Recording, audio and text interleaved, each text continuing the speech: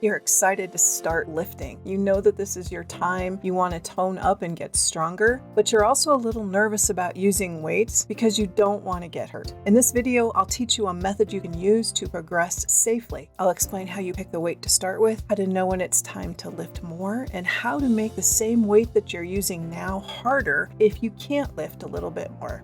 The first way you can increase the amount of work you do with the same amount of weight is to increase the number of reps that you do. Let's use the example of somebody who's going to do 3 sets with 30 pounds on a leg press machine.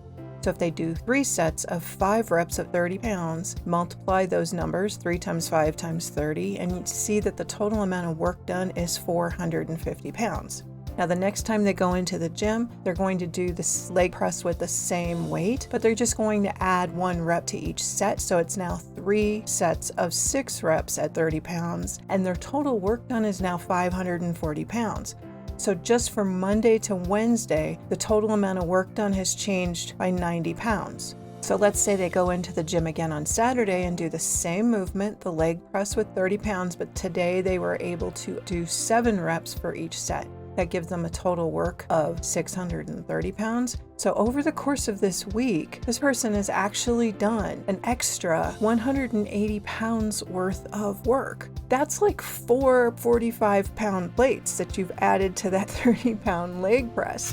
Now, granted, you're not doing this all at one time. Like, you can't load up 180 pounds and do a working set with 180 pounds, but you still did that much extra work and you put that much extra load on your body and your muscles. But you didn't do it all at one time. You took this wheelbarrow approach. If you need to move an entire pile, you don't do it all at one time. You do it little pieces at a time. And that's what you're doing here when you add reps to your sets.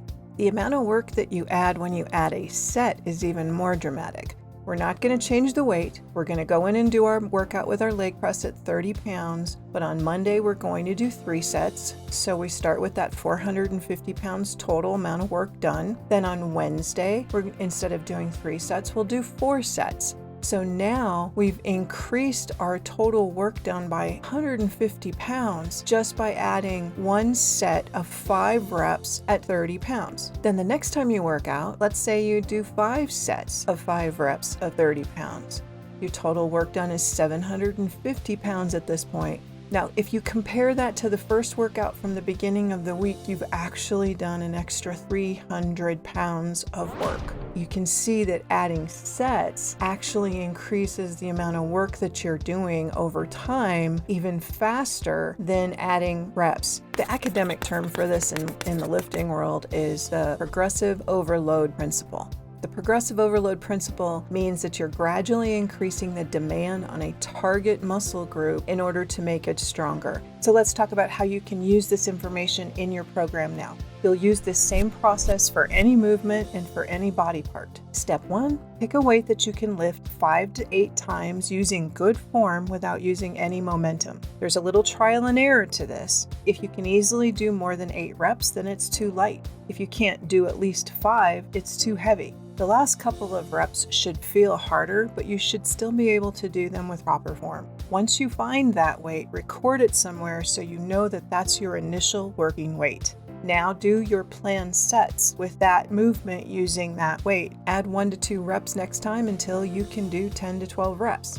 Once you can do all of your planned sets in the 10 to 12 rep range, it's time to increase weight. If you can't increase the load yet, increase the sets. Step 3, add weight and drop your reps back to the 5 to 8 range. Step 4, repeat this process so that you can keep progressing. The most important aspect of lifting that keeps you safe is that you're using proper form and technique. But this process of using progressive overload is how you can make sure that you're pushing yourself hard enough, but not too hard. Have you been using progressive overload already? I would love to know if this is something that you knew about or if this is all new to you. Tell me in the comments. If you are a new lifter, check out this video about the 3 things that you need to know.